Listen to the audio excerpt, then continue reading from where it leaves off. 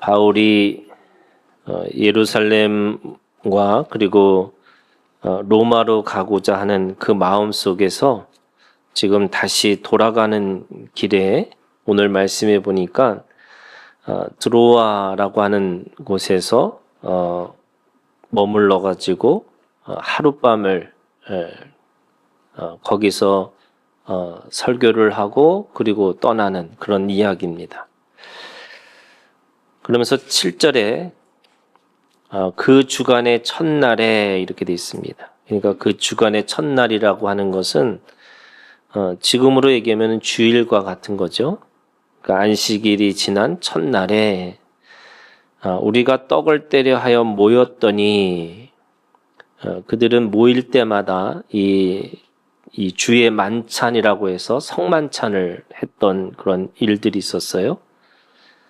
그리고 그들이 모여서 바울이 그들에게 강론할세 이렇게 얘기합니다. 그래서 설교를 시작한 겁니다. 그 앞에는 주의 만찬을 준비하고 그리고 이제 설교를 시작한 거죠. 그런데 바울이 다음 날 떠난다고 하는 그 마음이 너무나 안타까워서 그런지 설교를 밤중까지 계속했다 이렇게 얘기를 합니다. 9절에 보니까 바울이 강론을 하기를 더 오래 하매 이렇게 했어요. 그러니까 밤이 늦은 시간보다 더 또 오래 하고 있는 거죠. 그러는 순간에 이 유도고라고 하는 청년이 3층에서 떨어져서 죽은 겁니다. 이 죽은 이 사건을 보면은 여기서 이 설교 시간에 졸다가 죽은 유두고 뭐 이렇게 되는 거잖아요. 근데 그때 10절에 바울이 내려가서 그 위에 엎드려 그 몸을 안고 말하되 떠들지 말라 생명이 그에게 있다 하고 올라가 떡을 떼어 먹고 오랫동안 곧 날이 새기까지 이야기하고 떠나니라. 그러면서 12절의 결론이에요. 사람들이 살아난 청년을 데리고 가서 적지 않게 위로를 받았더라. 이 위로라고 하는 이 말씀이 오늘 이 7절부터 12절까지의 전체적인 어떻게 보면 가장 중요한 키워드라고 할 수 있습니다. 위로라고 하는 이 왜 위로라고 이렇게 했을까? 이 말에는 두 가지 의미가 있겠죠. 첫 번째는 바울이 그들의 그 유두고를 살리는 걸 통해서 위로를 받았다 이렇게 할 수도 있고요. 그런데 12절에 보면 사람들이 살아난 청년을 데리고 가서 적지 않게 위로를 받았더라. 그러니까 그 청년 유두고를 통해서 그들에게 또 위로가 됐다 이렇게 이야기를 할 수 있습니다.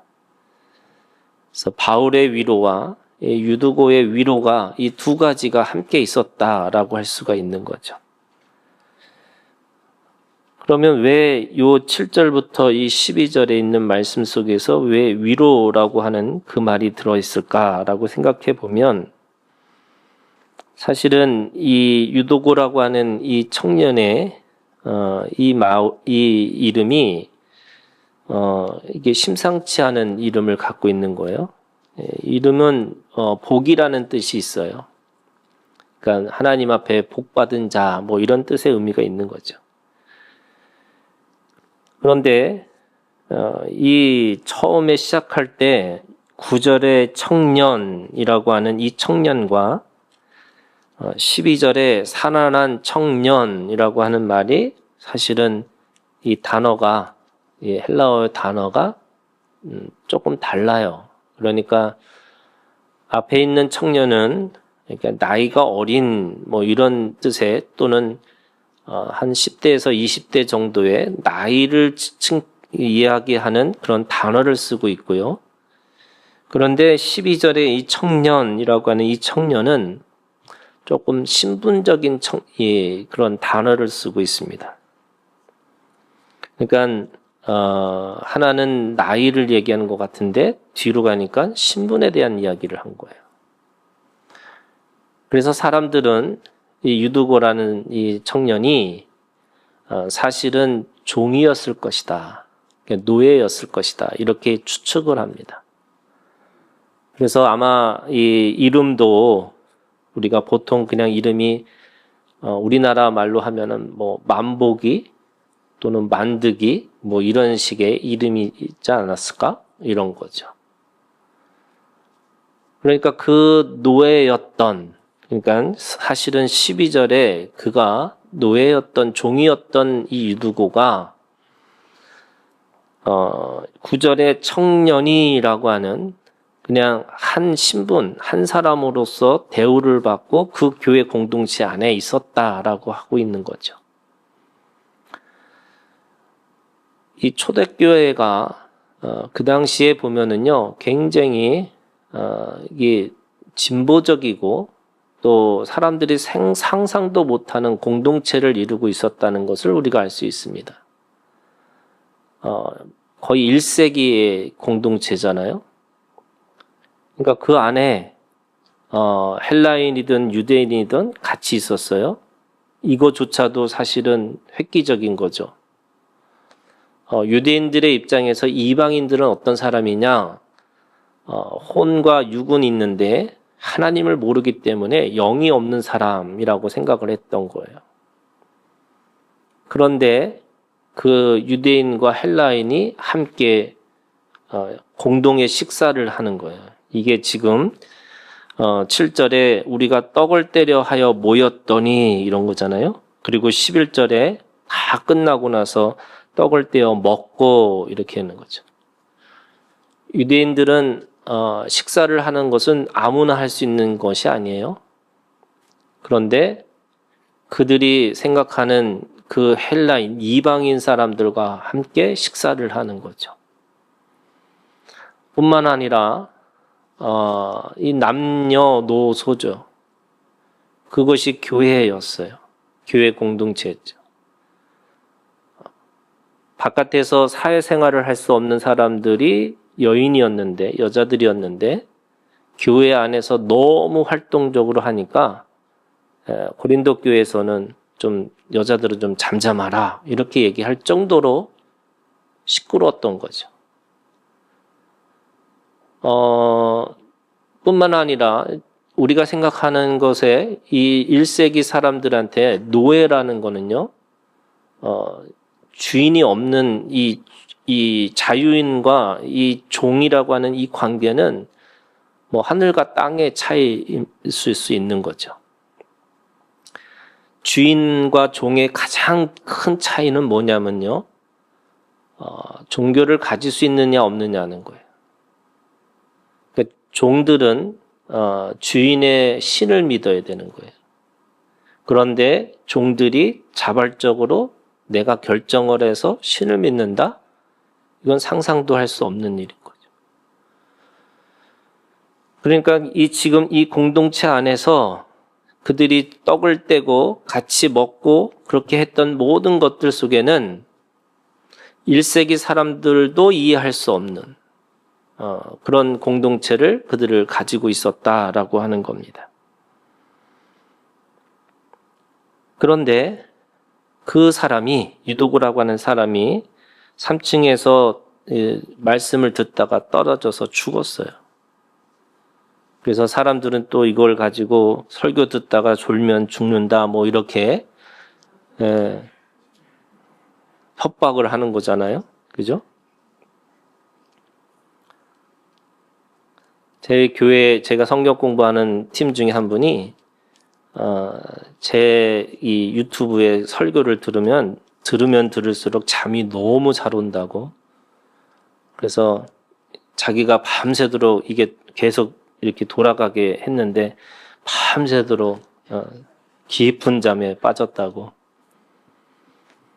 그래서 왜 그런가 하냐고 물어봤더니 다른 목사님들은 설교 시간에 그렇게 소리를 지르고 막 하는데 저는 잘 자라 이런 느낌으로 얘기를 하고 있더래요. 저는 잠자는 사람이 있으면 더 조용히 이렇게. 왜냐면 괜히 잠 깨워가지고. 예. 근데 유두고가 거기다가 또 이 바울은요, 이 밤새도록 설교했다는 거잖아요, 여러분. 얼마나 열정적으로. 이 바울의 이 그림을 보면 굉장히 열정적인 사람인 거예요. 아마도 이렇게 조곤조곤 얘기하지 않았을 것 같아요. 그죠? 바울은 엄청나게 열정적으로 설교했을 것 같아요. 지금은 여러분, 저도 설교하지만은 20분 안에 설교를 해야 된다는 거예요. 현대인들은 20분 이상 넘으면 이게 뭐 아무리 좋은 얘기더라도 별로 은혜가 안 된다는 거죠. 제가 20분 넘으면요, 이게 얼마나 째려보는 눈들이 있는, 예, 그 모든 걸 뚫고 이렇게 설교를 해야 되는 거예요. 예. 제가 아는 목사님은 50분 설교하신대요. 저는 그래도 나아요, 여러분. 그죠? 근데 옛날에는 뭐 아무것도 없었잖아요. 그러니까 사실은 기본이 아마 설교를 1시간 정도 했을 것 같아요. 근데 지금 바울은 더 한 거죠. 뭐 최소한 3시간, 4시간 그렇게 설교를 했을 것 같아요. 그런데 그럼에도 불구하고 죽었다라고 하는 이 사건 때문에 이 노예였던 그 한 교회 안의 지체로서의 그 유두고를 보면서 지금 바울이 했던 5가지의 행동이 있었어요. 그것이 오늘 이 말씀에 보면 11절에 있는 말씀이에요. 10절에 있는 말씀이에요. 10절에 바울이 내려가서 그 위에 엎드려 그 몸을 안고 말하되 떠들지 말라 생명이 그에게 있다 하고 올라가 떡을 떼어 먹고 오랫동안 곧 날이 새기까지 이야기하고 떠나니라. 바울은 그 죽음을 보면서요, 첫 번째가 그가 했던 행동은 바울은 그 위에 엎드려라는 표현이 있습니다. 이 엎드려라는 말은 지금 이 원어로 가보니까 이게 간절하다라는 뜻의 의미가 있어요. 그러니까 비난하거나 그를 비판하거나 이런 것이 아니라 그 죽음을 향해서 그가 간절한 마음을 가지고 있었다는 거예요. 그게 긍휼의 마음이 있었어요. 그러면서 두 번째는 그 몸을 안고 이렇게 얘기합니다. 이 몸을 안고라는 것은 그 죽은 몸을 안고 그렇게 지금 바울이 기도를 했다는 거예요. 그리고 그 기도를 통해서 함께 또 떡을 떼어서 먹는 관계로 발전합니다.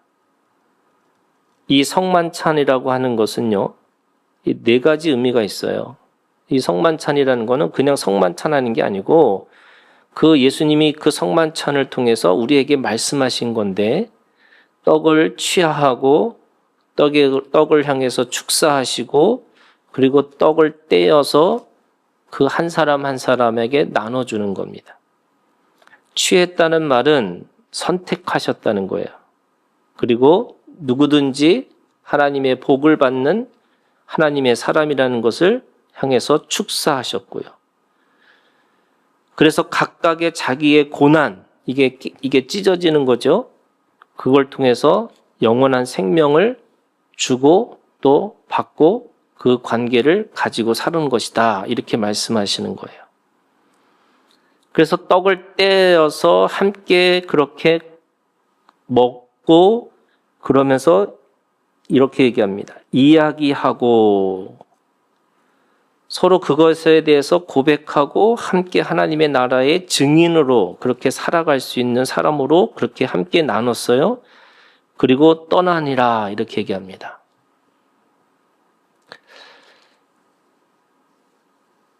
죽은 사람이 다시 살아났어요. 그런데 그걸 향해서 바울은 또 그 자리를 기꺼이 떠납니다. 그리고 모든 사람들에게 그것이 위로가 됐다 이렇게 얘기하는 거죠. 오늘 이 말씀 속에는 바울의 신앙이 있어요. 바울은 뭘 갖고 있냐면 그 공동체 안에서 함께 먹고 함께 지내는 누구든지 하나님의 사람으로 그렇게 대우하면서 하나님의 이 공동체 안에 서로 떡을 떼면서 함께 먹고 사는 사람이라는 것을 서로 동의하고 있는 거예요. 그게 바울의 신앙이었어요. 그것이 노예든 그것이 여자든 그것이 누구든 상관없는 거죠. 그것이 바로 교회 안에 함께 살아내는 사람들이라는 거예요. 반면에 이 유도고가 가지고 있는 믿음도 있어요. 왜 그가 그렇게 힘들게 그 말씀 속에 있었고 왜 그가 끝까지 그렇게 말씀을 들으려고 하다가 결국 그 피로를 자신의 가지고 있는 이 육체의 이 피로를 이기지 못해서 왜 그렇게 떨어질 수밖에 없었을까라고 생각을 해보면 이 유도고는 끝까지 그래도 하나님의 말씀을 듣고자 하는 그 마음이 있었다는 거죠. 자기가 노예인다 할지라도 또 그 밤을 새면서 지금까지 일해왔고 또 바로 뒤에 가서 또 같이 또 일을 해야 되는 존재임에도 불구하고 그 말씀을 듣겠다라고 그 자리를 지켰던 사람이 유도고입니다. 그래서 스스로 고립되지 않고 스스로 개인주의적인 것으로 남지 않고 끝까지 그 자리를 지키고 하나님의 말씀을 들었던 사람인 거죠. 아주 유명한 그 독일의 철학자가 있어요. 피로사회라는 게 있어요. 이 피로사회라는 게 뭐냐면 옛날에는 사람들이 바깥에서 일을 하라고 계속 강요했던 시대가 있다는 거예요. 그런데 현대인들한테는 바깥에서 강요하는 것이 아니고요. 내 내면에서 강요를 한다는 거예요. 그래서 비교하고 경쟁하고 이렇게 빠른 시대 속에서는 내가 무엇인가를 계속 뭔가를 해야 된다고 생각을 한다는 거예요. 그래서 내가 조금 이렇게 게으르면 옛날에는 바깥에서 뭐 해라 하는 건데 이제는 현대인들은 자기의 내면에서부터 그렇게 계속 뭘 하라고 스스로 얘기를 한다는 거죠. 그래서 아무것도 하지 않는 것에 대해서 불안하고 내가 내일에 대해서 준비하지 않으면 안 되는 것 같고 그래서 여러분 특별히 그거에 제일 최적화된 사람들이 한국 사람이라는 거예요. 그래서 여러분 한국 사람들한테 제일 힘든 이야기가 뭐냐면 아무것도 하지 마 이거예요. 쉬어 이 말이에요. 쉬라는 말은 죽은 것 같다는 거예요. 그래도 뭐라도 해야지 이거예요. 뭐라도 해야지. 그래서 20세기에 제일 많이 팔린 약 중에 하나가요. 소위 각성제라는 거예요. 또는 이 우울증 약이라는 거예요. 왜냐하면 그거를 내가 먹지 않으면 이 현대사회 속에서 살아갈 수가 없다 이렇게 얘기하는 거예요. 그래서 현대사회를 그냥 하나로 얘기하면 피로사회 이렇게 얘기하는 거예요. 근데 그 피로사회에서요 하나의 대안적인 공동체를 말하고 있는데 그 대안적인 공동체가 뭐냐면 이 사람은 믿는 사람도 아니고요 그냥 철학자예요. 그런데 이 사람이 한 얘기가 뭐냐면 20세기, 21세기에 가장 중요한 이 피로사회에서 살아남을 수 있는 대안의 공동체가 뭐냐? 그랬더니 오순절 다락방의 공동체라는 거예요. 근데 이 오순절 다락방의 공동체가 왜 지금 우리에게서 대안의 공동체가 될 수 있느냐라고 했더니 그 오순절 다락방에서 모였던 사람들은요, 자기의 스승이 죽었어요. 그리고 사두개인들이라고 하는 이 정치적인 집단들이 부활이라고 하는 이 메시지를 전하는 순간에 그들은 죽을 거라고 위협하고 있어요. 그리고 그들은 예루살렘에서 살 수 없어서 다시 갈릴리로 가야 될 사람이에요. 외지에 있는 거예요. 그리고 몇 사람들은 실제로 자기 고향을 찾아서 가는 거예요. 그런데 오순절, 다락방, 예루살렘에 사람들이 모이기 시작한 거죠. 근데 그 오순절 다락방에서 모였던 사람들은 힘들고 어려워요. 그리고 모이면 사람들한테 눈이 빨리 띄기 때문에 신고도 받을 수가 있어요.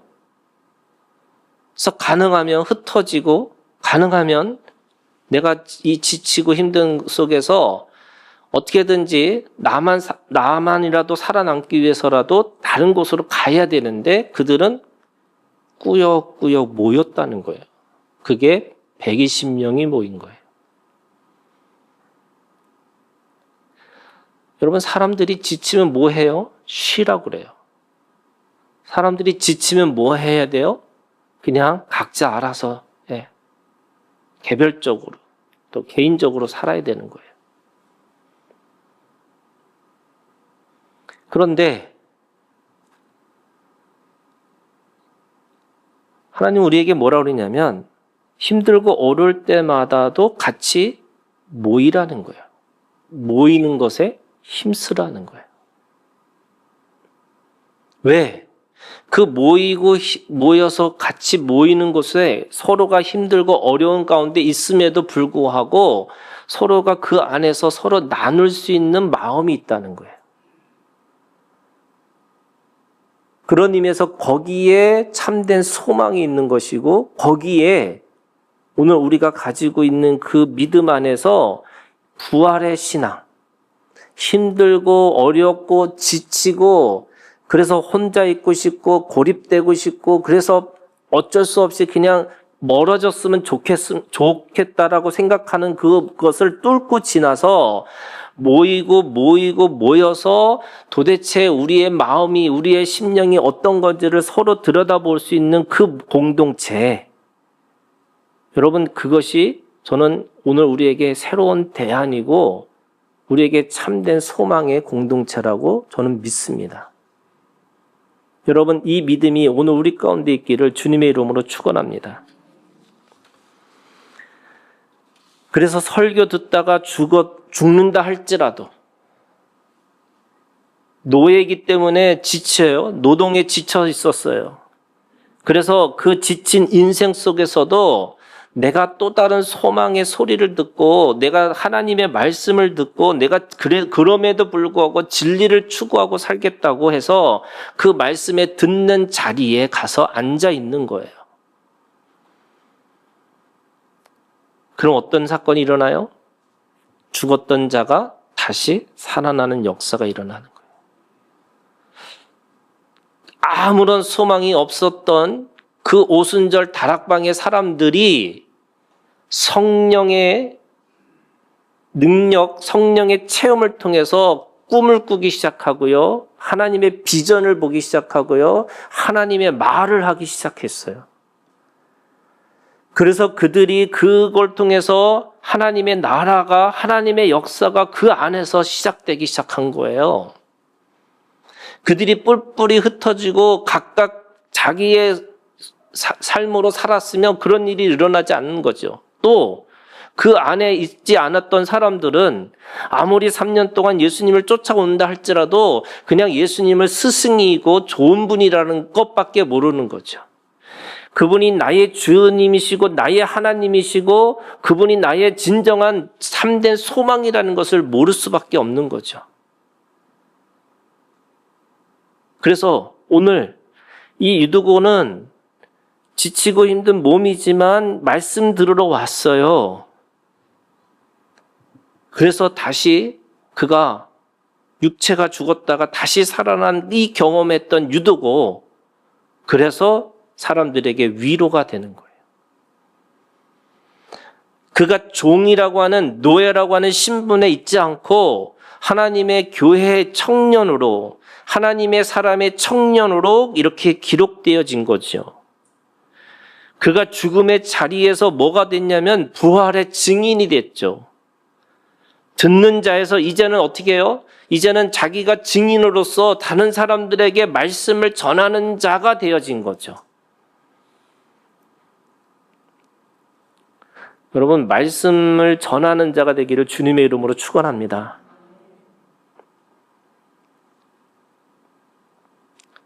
목사들도요, 이렇게 좀 듣는 자가 이렇게 들어야 되는 게 있어요. 저도 가끔 하나님 앞에 설교자를 통해서 뭐라고 말씀하시는지 들어요. 근데 이 듣는 자리에서 있는 게 아니고요, 여러분 말하는 자가 돼야 돼요. 근데 그 말하는 자가 어떻게 말해야 돼요, 여러분? 경험한 자야 돼요.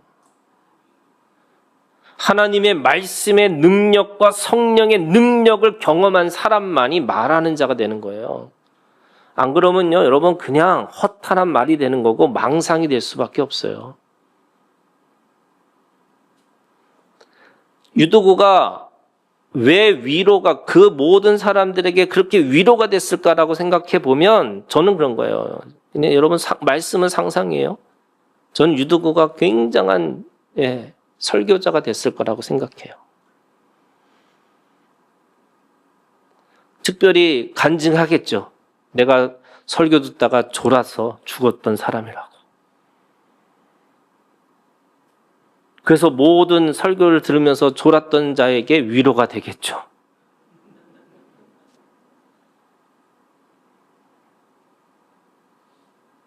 여러분, 오늘 우리가 주님 안에서 하나님의 일을 감당하는 사람들이 누구냐? 죽었다가 살아난 자들이에요.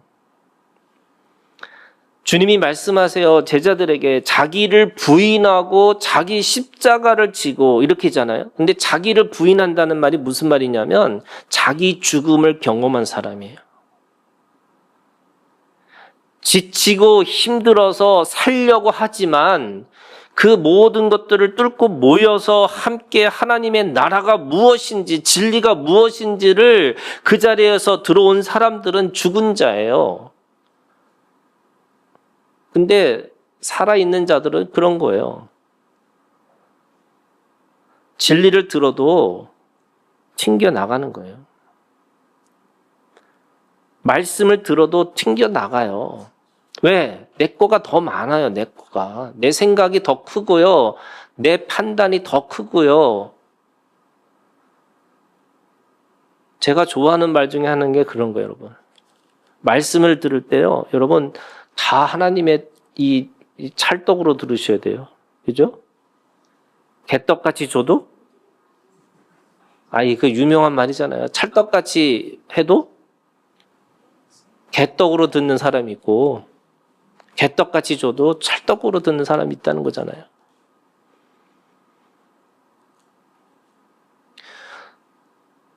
여러분, 설교는 옳고 그름이 아니에요.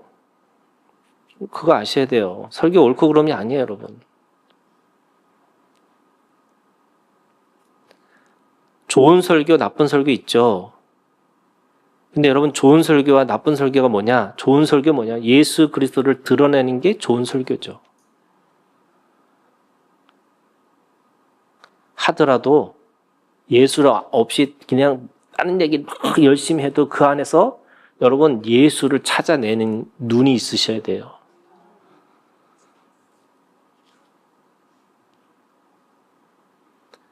여러분, 이 유두고는 하나님의 이 세상의 종으로 살다가 이 죽음을 경험하고 나서는 하나님의 종이 된 거예요. 그래서 오늘 이 창세기 14장 13절부터 16절에 있는 말씀에 보면 여러분 종이 있어요. 어떤 종이냐? 아브라함이 집에서 길리고 훈련된 자 318명. 이게 아브라함의 종이었어요. 근데 이들이 어떤 사람들이냐?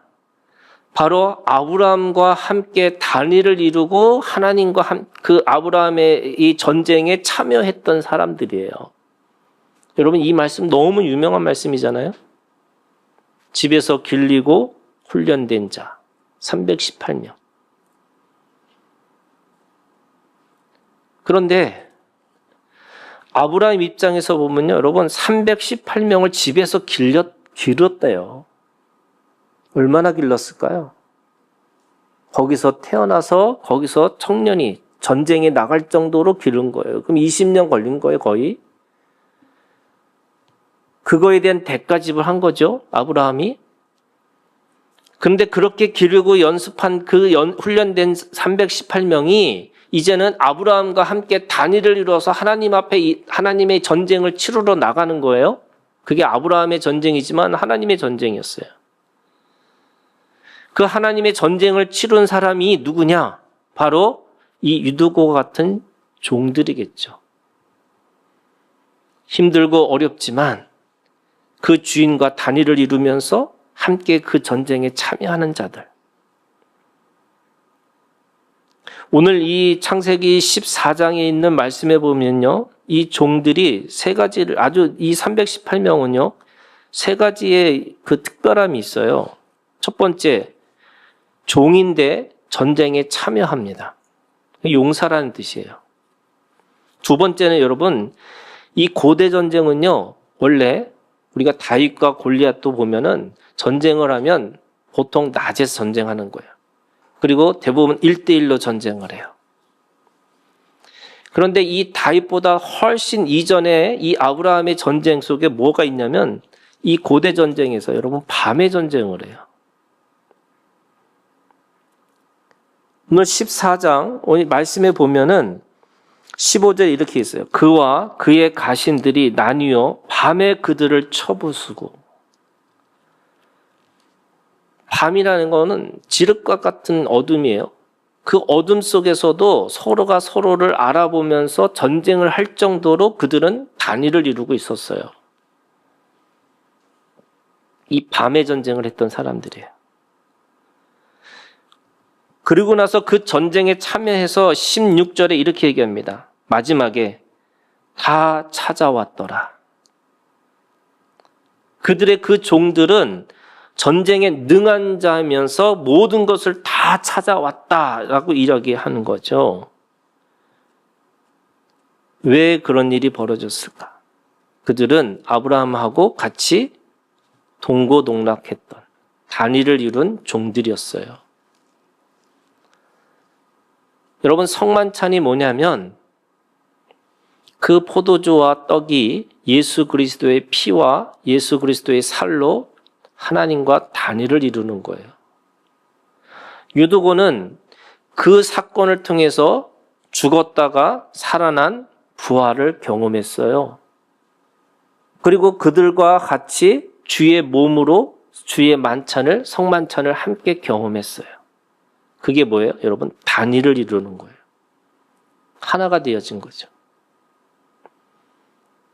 오늘 우리가 하나님의 말씀 안에 있다는 건 뭐냐면 오늘 하나님과 우리가 함께 하나가 되어지는 종의 삶으로 살아가는 거예요.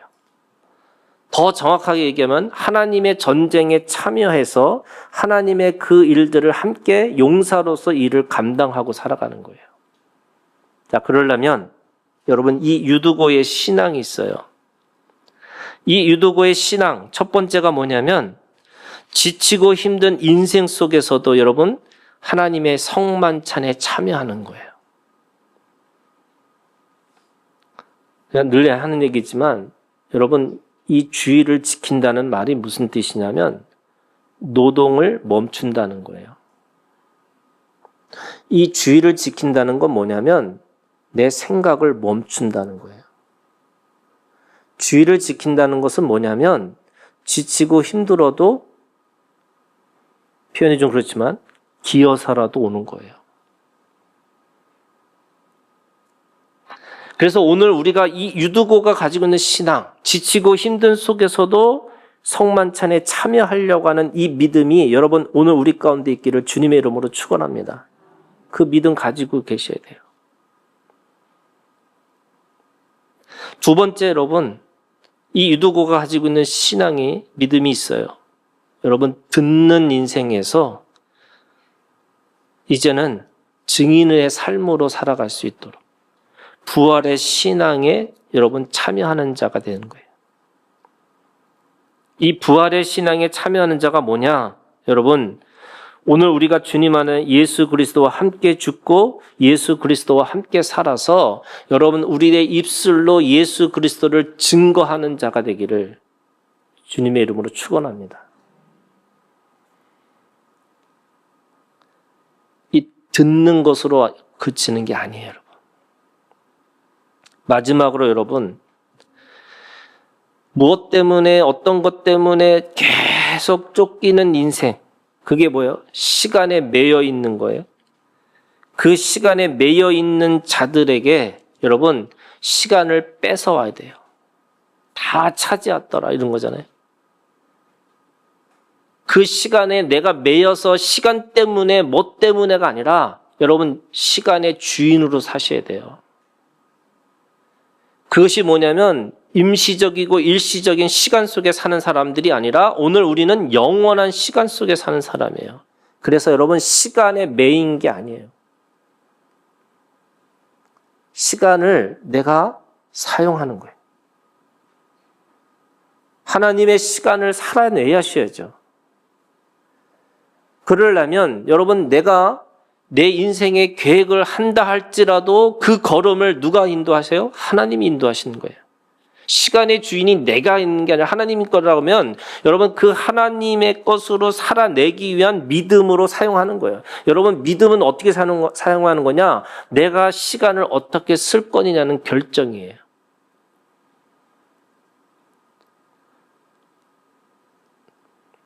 유두고 말고 딴 사람이 있겠죠. 뭐 이두고라도 있었어. 그 사람 어떻게 해요? 내일 일하니까 피곤하니까 집에 가서 자야지. 내일을 위해서. 수많은 다른 노예들이 있겠죠. 저는 그런 의미에서 여러분 설교 듣다가 죽은 유도구가 아니고요. 그 모든 것들을 다 뚫고서 그 시간을 하나님의 시간, 말씀을 듣는 시간으로 그 자리에 앉겠다고 생각하는 믿음의 유도구가 보여요. 그래서 지치고 힘들고 그래서 그 시간 속에서 계속 매여서 살 수밖에 없는 노예가 아니라 그 시간을 내가 쓰겠다라고 하는 주인으로 그 안에서 하나님 앞에 영적 전쟁의 시간을 자기가 끌고 와서 쓰는 거예요. 그래야지 바울처럼 그 생명을 보고 엎드리고 앉고 먹고 이야기하고 함께 기꺼이 그 자리를 떠날 수 있는 바울이 되는 거죠. 또 다른 바울이 저는 유도고라고 믿어요. 여러분 이 믿음이 오늘 우리 가운데 있기를 주님의 이름으로 축원합니다. 기도하겠습니다.